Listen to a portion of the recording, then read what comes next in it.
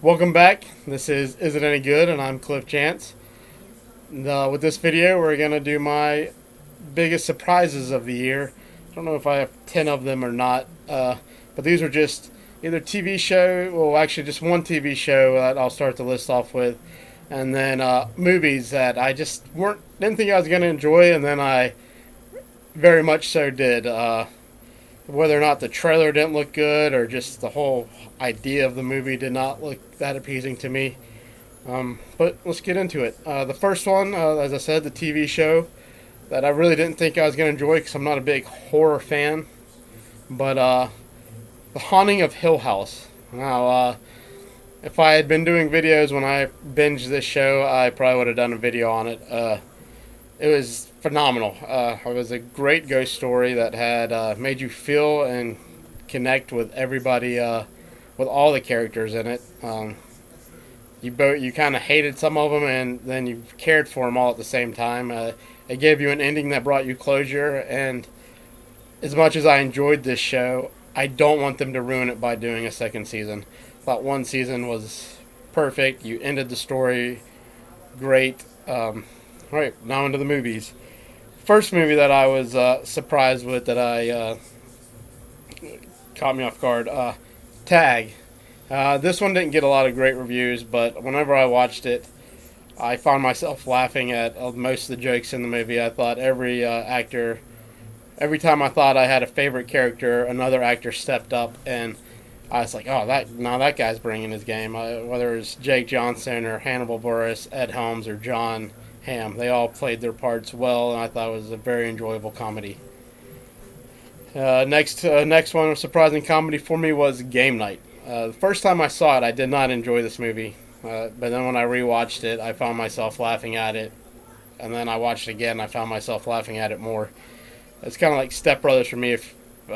10 years ago, first time I saw that, I did not enjoy that movie, and now it's one of my favorite comedies with those two. Jason Bateman is Jason Bateman. Rachel McAdams, she did a really good job. I thought she was pretty fun, had her funny parts. The different couples as they split up, all the couples seem to have good chemistry acting together. They're just really good comedy. Next one that surprised me based on the first trailer I saw for it was Widows. I thought seemed a little ridiculous. Bunch of wives of bank robbers that have never met each other. They come together and all of a sudden their husbands are killed on a job, and then these wives have to come together because husbands stole from the wrong people, and then they have to come together to pull off a heist. And I was like, well, that seems a little ridiculous that these ladies that have never done anything like that all of a sudden are going to have to pull off a heist. But they did it very smart, and it was a very well done movie. Viola Davis did a phenomenal job. She's not nominated for her role in this movie. Something's wrong. And even Michelle Rodriguez, who is normally not very good. I mean, yeah, she's all right in the Fast and Furious movies, but she did a great job acting in this movie too. The next one that really caught me by surprise was Searching. This is a found footage movie, but it's shot with a computer screen. So you see the story's told with who the main character is FaceTiming, what he's searching on his computer, how he's trying to find his daughter. It was very well done. Unfortunately, I think like all found footage, now that they did this new way of doing it, there's going to be a bunch of movies that are going to be like this. But this is probably the first found footage movie I've enjoyed since Chronicle. Go check that one out, Searching. Up next, another one that caught me off guard is Aquaman. The DC universe has not been very great as far as movie goes. I think Man of Steel and Wonder Woman have been the best, and Aquaman is now probably right behind Man of Steel for me as far as the DC universe goes. It was a very fun movie. I mean, it does have its flaws, but Jason Momoa playing this character is just a lot of fun to watch. It was very enjoyable on the big screen. If you have a chance to see it on the big screen, I suggest you do. Up next is Upgrade. It's what Venom should have been. It is a good action movie. It has one twist you see coming, and then another one that just kind of it caught me completely off guard. But it's very well done. It's a little gory, so if that's not your thing, you might want to stay away from it. But Upgrade was a big surprise for me. Next, that brings us to Braven.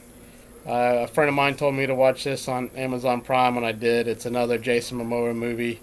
Um, it is a it's one where he keeps his shirt on for most of the movie, so we can finally have one of those. It is a good story about him trying to protect his family, and it's got some good action in it as well.